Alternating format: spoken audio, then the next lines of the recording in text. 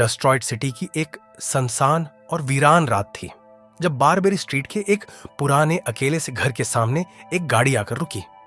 गाड़ी में बैठी थी टेस मार्शल, एक बहादुर और खुद मुख्तार लड़की जो काम के सिलसिले में इस शहर आई थी।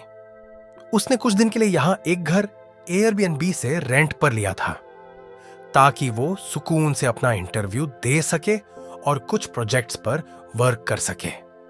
टेस ने जब गाड़ी से सामान निकाला और घर के पास पहुंची तो एयरबीएनबी की साइट से मिले कोड से लॉक बॉक्स खोलने लगी। लेकिन हैरत की बात यह थी कि अंदर कोई चाबी मौजूद नहीं थी। वो थोड़ी कंफ्यूज हुई। शायद दरवाजा पहले से खुला हो, लेकिन जब उसने कई बार दरवाजा खोलने की कोशिश की तो वो बिल्कुल नहीं खुला। पूरा मोहल्ला खामोश था। हर तरफ एक गैर फितरी सन्नाटा, जैसे वहां कोई इंसान रहता ही ना हो। बाकी सारे घर अंधेरे में डूबे हुए, दीवारों पर मैल और टूटे खिड़कियों के शीशे।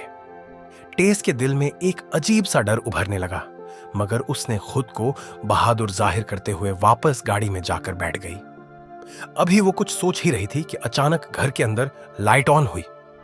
उसके दिल की धड़कन तेज हो गई। वो फौरन बाहर निकली और बेल बजाई। कुछ लम्हों बाद दरवाजा खुला और एक अनजान आदमी सामने आया। वो उलझे हुए बालों वाला, नरम बोलने वाला मगर थोड़ा उलझा हुआ शख्स था। उसने हैरत से पूछा, तुम कौन हो और इतनी रात गए यहां क्या कर रही हो? टेस ने जल्दी से जवाब दिया, मैंने ये घर एयरबीएनबी से बुक किया था, रेंट पर लिया है। वो आदमी भी हैरान रह गया। बोला, क्या? मगर ये तो मैंने भी बुक किया है होम अवे से। दोनों ने अपनी अपनी बुकिंग्स दिखाई और तब उन्हें एहसास हुआ कि किसी गड़बड़ की वजह से एक ही घर 2 बार बुक हो गया है। टेस ने कहा कि वो कहीं और चली जाएगी, लेकिन वो आदमी, जिसका नाम कीट था, बोला कि बाहर रात बहुत खतरनाक है। शहर में एक बड़ा इवेंट चल रहा है।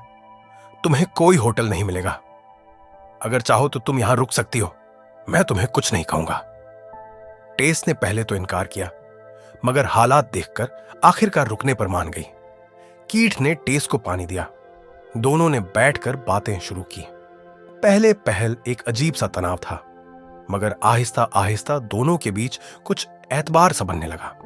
कीथ ने बताया कि वो एक म्यूजिक आर्टिस्ट है और बिजनेस के सिलसिले में यहां आया है। रात गहरी होती गई। बाहर तेज हवा के शोर के साथ कभी कभी लकड़ियों के चरमराने की आवाज आती थी। टेस ने कीट को शुक्रिया कहा और कीट ने पेशकश की कि वो खुद काउच पर सो जाएगा ताकि टेस बेडरूम में आराम करे। रात तकरीबन 3 बजे अचानक टेस की आंख खुल गई। उसने महसूस किया कि बेडरूम का दरवाजा आहिस्ता से खुला हुआ था। बाहर हॉल से मध्यम सी आवाजें आ रही थी, जैसे कोई आहिस्ता आहिस्ता चल रहा हो। वो दबे पांव दरवाजे के पास गई। बाहर झांका तो देखा कीथ सो रहा है, मगर वो सिसक रहा था, जैसे ख्वाब में किसी खौफनाक चीज से लड़ रहा हो। टेस की रीढ़ की हड्डी में ठंडी लहर दौड़ गई। वो अभी पीछे हटी ही थी कि बेसमेंट का दरवाजा खुद ब खुद बंद हो गया। घर की खामोशी में वो आवाज जैसे किसी आहट की तरह गूंजी। टेस ने हिम्मत करके कीट को जगाया, मगर जैसे ही कीट अचानक उठकर बैठ गया, कहा है, टेस के मुंह से चीख निकल गई। कीथ ने हैरत से पूछा, क्या हुआ? टेस ने बताया कि उसके कमरे का दरवाजा खुद ब खुद खुल गया था। कीथ ने कहा कि उसे कुछ नहीं पता, वो तो सो रहा था। आखिरकार टेस ने दरवाजा लॉक करके दोबारा सोने की कोशिश की, मगर नींद कहां आ सकती थी। अगली सुबह जब वो उठी तो कीट घर में नहीं था, लेकिन उसने एक नोट छोड़ा था कि वो काम से बाहर गया है। टेस तैयार होकर इंटरव्यू देने निकली और जब वो बाहर निकली तो उसने देखा कि पूरा इलाका सुनसान और बर्बाद हालत में है। सारे घर टूटे फूटे, सिर्फ वही एक घर आबाद लग रहा था। पिज्जा में एक अजीब सा वीराना, जैसे वह कभी कोई रहा ही ना हो। वो हैरान थी, मगर जल्दी में उसने ज्यादा ध्यान नहीं दिया। इंटरव्यू के दौरान जब उसने अपने रेंटल हाउस का जिक्र किया तो इंटरव्यू लेने वाली कैथरीन ने चौंक कर कहा कि बारबेरी स्ट्रीट, वहां कोई नहीं रहता, वो जगह तो खतरनाक मानी जाती है। टेस ने कहा कि उसे वहां कुछ गलत नहीं लगा। कैथरीन ने सिर्फ इतना कहा, एहतियात से रहना। जब टेस शाम को वापस आई तो उसने देखा कि एक अजनबी शख्स बाहर खड़ा चीख रहा है, बाहर निकलो, वहां मत रहो। वो डर गई और फौरन घर के अंदर भागकर दरवाजा बंद कर लिया। उसने पुलिस को कॉल की, मगर पुलिस ने कहा कि उनके पास कोई यूनिट फ्री नहीं है। वो शख्स कुछ देर चीखता रहा, फिर गायब हो गया। टीएस ने खुद को परसुकून करने के लिए बाथरूम में जाना चाहा, मगर वहां टॉयलेट पेपर खत्म था। वो ढूंढने निकली और तभी उसकी नजर बेसमेंट पर पड़ी, शायद वहां रखा हो। वो नीचे गई और वाकई एक बॉक्स में पेपर मौजूद था। जैसे ही वो वापस मुड़ने लगी, पीछे दरवाजा बंद हो गया। अब वो मुकम्मल तौर पर बेसमेंट में फंस चुकी थी। उसने दरवाजा खोलने की कोशिश की, मगर कोई फायदा नहीं। वो सीढ़ियों पर बैठ गई, उसके चेहरे पर मायूसी और दिल में खौफ। बेसमेंट में हल्की सी खिड़की थी जिससे बाहर की रोशनी आ रही थी, मगर वहां से निकलना मुमकिन नहीं था। तभी उसने दीवार से निकली हुई एक रस्सी देखी। जैसे ही उसने रस्सी खींची, एक खुफिया दरवाजा आहिस्ता से खुलने लगा। दरवाजे के पीछे अंधेरा था, ऐसा गहरा कि मोबाइल के बिना कुछ नजर नहीं आ रहा था। टेस का तजस्सुस डर से ज्यादा ताकतवर था। उसने आईने की मदद से लाइट का एंगल बदला और देखा कि आगे एक तंग राहदारी थी। दीवारों पर नमी, बदबू और कोहनी तक झाले। वो धीरे धीरे अंदर गई। आगे एक छोटा सा कमरा था। अंदर एक पुराना बिस्तर जिस पर खून के धब्बे और झंग आलूदा छेने। सामने एक पुराना वीडियो कैमरा जो बेड की तरफ फोकस किया गया था, और एक गंदी बाल्टी, जैसे यहां किसी को कैद रखकर फिल्माया जाता हो। दीवार पर खूनी हाथों के निशान। वो सहम गई, दौड़कर वापस आई और खिड़की से ऊपर झांका। बाहर कीट वापस आ चुका था। उसने जोर जोर से आवाज दी, कीट, मुझे बाहर निकालो। कीट ने शीशा तोड़ा और किसी तरह उसे बाहर निकाल लिया। टेस ने सब कुछ बताया और कहा कि फौरन यहां से निकलना चाहिए, मगर कीथ को उसकी बातों पर यकीन नहीं आया। वो बोला, तुम ओवर रिएक्ट कर रही हो, मैं खुद जाके देखता हूं। टेस ने रोका, मगर वो बेसमेंट में चला गया। कुछ देर गुजरी, मगर कीट वापस नहीं आया। खामोशी बढ़ने लगी। टेस ने डर के बावजूद फैसला किया कि वो जाकर देखेगी। उसने एक कुर्सी दरवाजे के सामने रख दी ताकि वो बंद ना हो सके, और मोबाइल की फ्लैश ऑन करके नीचे गई। कमरा खाली था, कीट कहीं नहीं। फिर उसे राहदारी के आखिर में एक और लकड़ी का दरवाजा नजर आया। वो अंदर गई तो सामने सीढ़ियां नीचे जा रही थी। नीचे से किसी के कराहने की आवाज आ रही थी। कीट, उसने पुकारा। आवाज आई, टेस, यहां आओ। वो आवाज दूर से आ रही थी, कमजोर और टूटी हुई। उसने दिल मजबूत किया और आहिस्ता आहिस्ता नीचे उतरी। नीचे अंधेरी सुरंग में नमी और बदबू थी। जमीन गीली थी, दीवारों पर झंग और कहीं कहीं टूटे पिंजरों के पर्रेम, जैसे यहां कभी किसी को कैद रखा गया हो। अचानक एक साया हरकत में आया। कीट घिसटता हुआ उसके सामने आ गया। उसका चेहरा पीला, आंखों में वहशत।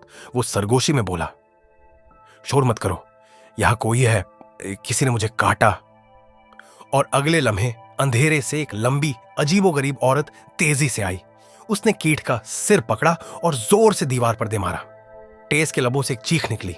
वो औरत लंबी, अरियान, गंदी, चेहरा बिगड़ा हुआ, आंखें खाली, दांत नुकीले, एक जानवर की तरह घर्राती थी। टेस के कदम जमीन में जैसे जम गए।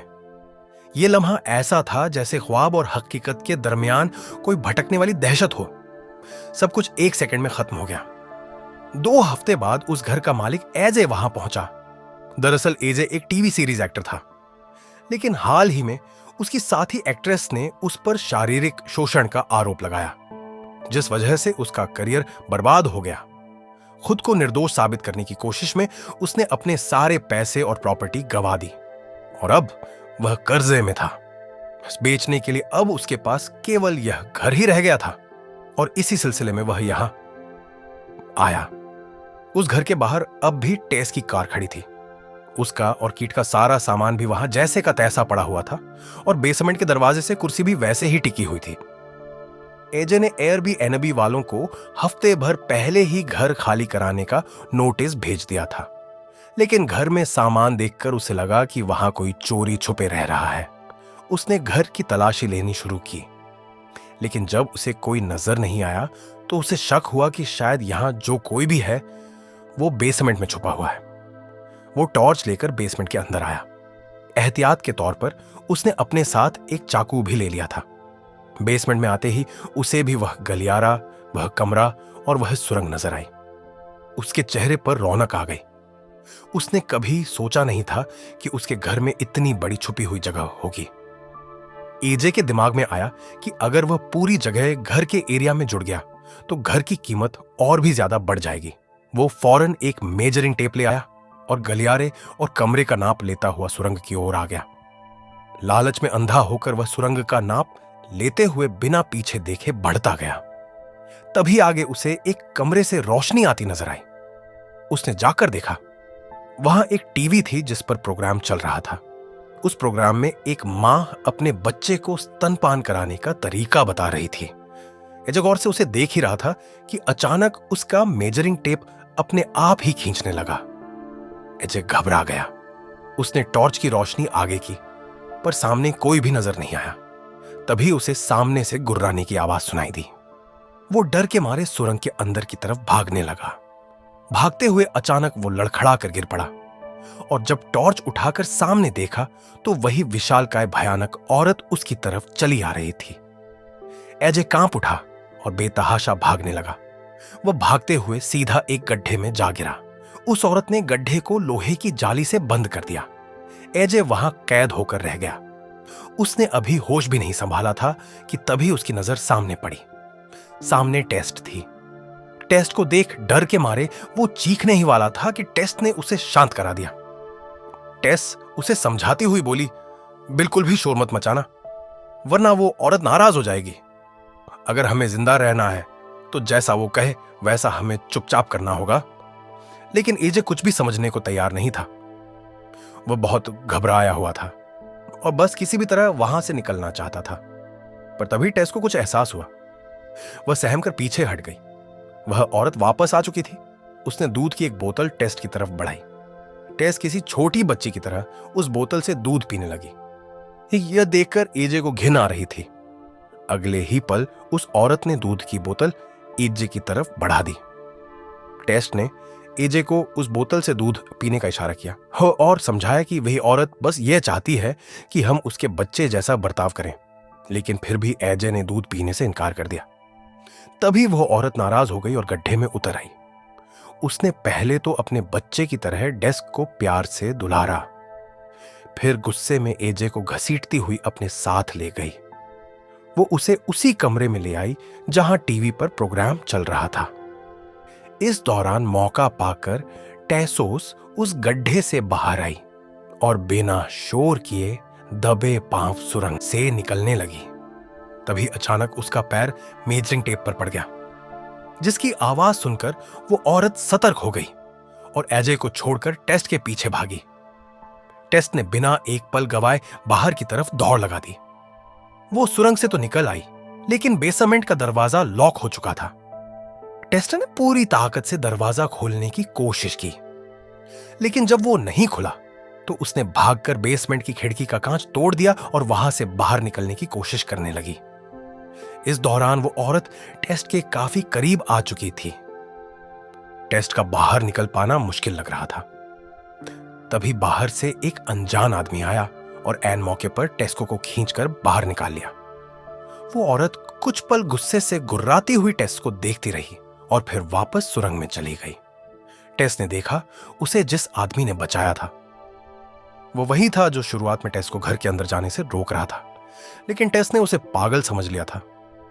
उस आदमी का नाम था एंड्रे। वो टेस को फौरन उस घर से दूर ले जाने लगा, लेकिन टेस वहां से जाने को तैयार नहीं थी। वो एंड्रे से मदद मांगने लगी ताकि वह एजे को बचा सके, पर एंड्रे ने टेस को चेतावनी देते हुए कहा, शुक्र मनाओ कि तुम्हारी जान बच गई। तुम्हारी भलाई इसी में है कि तुम जल्द से जल्द यहां से निकल जाओ। रात होते ही वह औरत तुम्हें ढूंढती हुई बाहर निकलेगी। चाहो तो मेरे साथ चलो। मैं वहां आगे पानी की टंकी के पास रहता हूं, तुम वहां सुरक्षित रहोगी। पर टेस वहां से जाने के लिए तैयार नहीं थी। वह किसी भी हाल में एजे को बचाना चाहती थी। डेस एंड्री से पीछा छुड़ाकर वहां से जाने लगी ताकि उसे कोई फोन मिल जाए और वह पुलिस को मदद के लिए बुला सके। दूसरी तरफ मौका पाकर एजे उस जगह से निकलने की कोशिश कर रहा था, लेकिन तभी उसने उस औरत की गुर्राहट सुनी। वह डर गया और छुपने के लिए सुरंग की ओर अंदर जाने लगा, पर जल्द ही रास्ता खत्म हो गया। अब एजे फंस चुका था और वह औरत उसके ठीक सामने खड़ी थी। लेकिन फिर ना जाने क्यों वो औरत आगे आने से डरने लगी। वो चुपचाप वहां से चली गई। एजे ने पीछे मुड़कर देखा, उसके ठीक पीछे एक दरवाजा था। वह समझ गया कि वह औरत उस दरवाजे को देखकर डरी थी। आखिर उस दरवाजे के पीछे ऐसा क्या है, यह जानने के लिए एज दरवाजा खोलकर अंदर गया। अंदर एक कमरा था, बहुत ही गंदा और बदबू से भरा। कमरे में टीवी भी चल रही थी। तभी उसे अचानक किसी के खांसने की आवाज सुनाई दी। उसने देखा वहां एक बूढ़ा आदमी बिस्तर पर पड़ा हुआ था, जो बहुत बीमार लग रहा था। ना उठने की हालत में था और ना कुछ बोलने की। एजे को लगा कि शायद उस औरत ने इस आदमी को भी कैद कर रखा होगा। एजे उसे समझाने लगा कि वह उसकी यहां से निकलने में मदद करेगा, लेकिन वो आदमी एजे की बातों को अनसुना करते हुए लगातार एक ड्रॉअर की तरफ इशारा किए जा रहा था। एज को लगा कि शायद ड्रॉअर से उसे कुछ चाहिए।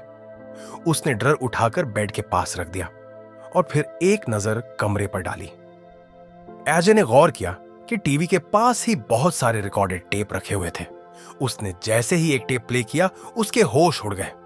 उस टेप में वही बूढ़ा आदमी नजर आ रहा था, किसी महिला के साथ दुष्कर्म और अत्याचार करता हुआ। यह देखकर एजे का दिल दहल उठा। वह जब फ्रैंक की तरफ मुड़ा तो देखा कि फ्रैंक ड्रॉअर से गन निकाल रहा था। एजे को लगा कि अब तो वह मारा गया, पर अगले ही पल फ्रैंक ने खुद को ही गोली मार ली। एजे सन्न रह गया। उधर दूसरी ओर टेस दो पुलिस ऑफिसर्स के साथ घर के बाहर पहुंची। टेस ने उन्हें सारी बात समझाई। वो सुरंग, वो औरत और उस औरत के चंगुल में फंसा एजे। लेकिन पुलिस वालों को टेस्ट पर यकीन नहीं हुआ, क्योंकि वह इलाका बेघर और नशेड़ियों के लिए बदनाम था। टेस्ट की हालत देख पुलिस वालों को लगा कि वह भी नशे में है। इसी दौरान पुलिस वालों को रेडियो पर कहीं अपराध होने की खबर मिली। वह टेस्ट को छोड़कर फौरन वहां से निकल गए। टेस और ज्यादा परेशान हो गई। जल्द ही अंधेरा भी होने वाला था, लेकिन टेस एजे को मरता छोड़कर कायरों की तरह भागी नहीं। वो किसी तरह हिम्मत जुटाकर खिड़की का कांच तोड़कर घर के अंदर आई और अपनी गाड़ी की चाबी उठा ली। टेस अपनी गाड़ी में बैठकर इंतजार करने लगी। अंधेरा होते ही जैसे ही वह औरत टेस्ट को ढूंढने घर से बाहर निकली, उसी पल टेस्ट ने फौरन गाड़ी स्टार्ट की और पूरी रफ्तार से उसे टक्कर मारते हुए दीवार से भिड़ा दिया। इतनी जोरदार टक्कर के बाद भी वह औरत टेस्ट पर झपटने की कोशिश करती रही, लेकिन कुछ ही पलों बाद उसकी सांसें थम सी गई। टेस्ट तुरंत एजे को बचाने सुरंग की तरफ भागी। उस वक्त एजे भी फ्रैंक की गन लेकर डरा सहमा सुरंग से बाहर निकलने की कोशिश कर रहा था। इधर टेस्ट एजे को ढूंढती हुई दबे पांव आगे बढ़ रही थी, पर अंधेरे के कारण उसे कुछ भी नजर नहीं आ रहा था। तभी टेस्ट को सामने एक हल्की सी रोशनी दिखी। उसने जैसे ही एजे को आवाज दी, एजे ने घबराकर गोली चला दी। गोली सीधा टेस्ट को जा लगी। वह घायल होकर गिर पड़ी। एजे ने जब टेस्ट की हालत देखी, वह पछतावे से भर आया। गनीमत थी कि गोली टेस्ट के पेट को छूकर निकल गई थी, इसीलिए वह केवल जख्मी हुई। एजे टेस्ट को सहारा देते हुए उसे घर से बाहर ले आया। बाहर आते ही टेस्ट ने देखा कि वह औरत जिसे उसने कुछ देर पहले गाड़ी से टक्कर मारी, वह वहां से गायब हो चुकी थी। यानी कि खतरा अभी तक टला नहीं था। टेस की गाड़ी टक्कर की वजह से खराब हो चुकी थी और एजे की गाड़ी की चाबी सुरंग के अंदर ही रह गई थी। यहां ज्यादा देर रुकना सुरक्षित नहीं था। तभी टेस को एंड्रे याद आया। उसने बताया था कि वह पास ही पानी की टंकी के नीचे रहता है। टेस एजे के साथ उस पानी की टंकी की तरफ चल दी। टंकी के पास पहुंचते ही उन्हें एंड्रे मिल गया। एंड्रे टेस को घायल देख परेशान हो उठा। वह उसे पानी की टंकी के नीचे अपने कैबिन में ले आया। एजे ने एंड्रे से पूछा कि वह औरत है कौन और उसके घर में क्या कर रही है। एज पर एंड्रे ने एजे से कहा कि उसने तो कुछ साल पहले इस घर को खरीदा होगा, लेकिन उसके पहले वह घर फ्रैंक नाम के एक आदमी का था और वह औरत फ्रैंक की ही बेटी है। एंड्रे ने उन्हें फ्रैंक के बारे में बताया। बात है 80 के दशक की। फ्रैंक दुनिया की नजरों में एक सीधा साधा आदमी था और असल में वह एक सनकी दरिंदा था। वह महिलाओं को अगवा करके उन्हें सुरंग में कैद रखता, उनके साथ दुष्कर्म किया करता और जब वह महिलाएं प्रेग्नेंट हो जाती थी तो वह खुद उनकी डिलीवरी करवाता। अगर लड़का हुआ तो वह उसे मार देता और लड़की हुई तो वह उसे भी कैद में रखकर बड़ा करता और फिर अपनी ही बच्ची के साथ भी दुष्कर्म किया करता। फ्रैंक अपनी इन सारी दरिंदगी को कैमरे में रिकॉर्ड किया करता था। इस तरह पीढ़ी दर पीढ़ी उसकी कई संतानें हुई, लेकिन ज्यादातर बच्चियां बीमार और कमजोर होने की वजह से जन्म लेने के कुछ समय बाद ही मर गईं। पर उसकी एक संतान अब भी जीवित थी, वही औरत जो अब टेस और एजे पर मौत बनकर मंडरा रही थी। उसके अंदर ममता तो थी, लेकिन फ्रैंक ने उसे जिस दरिंदगी से पाला था, उन अत्याचारों की वजह से वह काफी ज्यादा हिंसक हो गई। 40 सालों तक अंधेरी सुरंग में रहने के कारण वो औरत ज्यादा रोशनी बर्दाश्त नहीं कर पाती थी, इसीलिए वह केवल रात में निकलती थी। यह कहानी सुनकर एजे और टेस्ट का दिल दहल उठा। एजे को समझ आ गया कि सुरंग में जिस बूढ़े आदमी ने खुद को गोली मारी वही फ्रैंक था। वहीं एजे को टेस्ट पर गोली चलाने का पछतावा खाए जा रहा था। वह जल्द से जल्द टेस्ट को हॉस्पिटल ले जाना चाहता था, इसलिए उसने एंड्रे से मदद मांगी, लेकिन एंड्रे उन्हें बाहर जाने से मना करने लगा। उसने कहा कि यह जगह सबसे सुरक्षित है, अगर वे यहां से निकले तो मारे जाएंगे। एंड्रे के यह कहते ही अचानक वह औरत दीवार तोड़कर पीछे से आई और एंड्रे की गर्दन दबोच ली। उसने एक ही झटके में एंड्रे की बाह मरोड़कर उसे उसके शरीर से उखाड़ दिया। एंड्रे ने तड़कते हुए वहीं दम तोड़ दिया। एजे इतना घबरा गया कि वह टेस्ट को छोड़कर तुरंत वहां से भागने लगा। घायल टेस किसी तरह अपने जख्म के दर्द से जूझती हुई एजे के पीछे भागी। टेस एजे को मदद के लिए पुकारती रही, लेकिन एजे तेजी से भागकर पानी की टंकी पर चढ़ गया। टेस भी किसी तरह लड़खड़ाती हुई टंकी के ऊपर आ गई। उन्होंने देखा कि वह औरत भी गुस्से से बौखलाई हुई तेजी से टंकी के ऊपर आ रही है। एजे की डर के मारे कपकपी छूटने लगी। टेस ने उसे गन निकालने का इशारा किया, लेकिन घबराहट में एजे के कांपते हाथों से गन छूटकर टंकी से नीचे गिर गई। एजे समझ गया कि अब उनकी मौत निश्चित है, लेकिन फिर उसे याद आया कि वह औरत टेस्ट को अपना बच्चा समझती है। उसने टेस्ट को बालों से पकड़ लिया और कहा, मुझे माफ करना टेस्ट, पर अपनी जान बचाने के लिए मुझे यह करना पड़ेगा। वो औरत जैसे ही ऊपर आई, एजे ने चिल्लाकर कहा, जाओ बचा लो अपनी बच्ची को। इतना कहकर उसने टेस्ट को टंकी से नीचे फेंक दिया। वो औरत बिना एक पल सोचे टेस्ट को बचाने के लिए टंकी से नीचे कूद पड़ी। एजे ने झांक कर नीचे देखा। वह औरत टेस्ट को गोद में लेकर नीचे गिरी थी। खून से लहूलुहान दोनों बिल्कुल भी हिलडुल नहीं रहे थे। टंकी से उतरकर उजे जब उनके पास आया तो देखा कि टेस्ट जिंदा बच गई थी। उसने टेस्ट को उठाया और एपमीके की सफाई देने लगा। कहा कि अगर वह ऐसा नहीं करता तो वे दोनों मारे जाते। वो टेस्ट को सहारा देकर उठा रहा था, तभी वह औरत अचानक उठी और एजे का गला दबोच लिया। उसकी आंखों में गुस्से की ज्वाला भड़क रही थी। उसने एजे की आंखों में उंगली डालकर उसकी दोनों आंखें फोड़ दी और उसके सर के 2 टुकड़े कर दिए। फिर वह औरत टेस्ट की तरफ मुड़ी।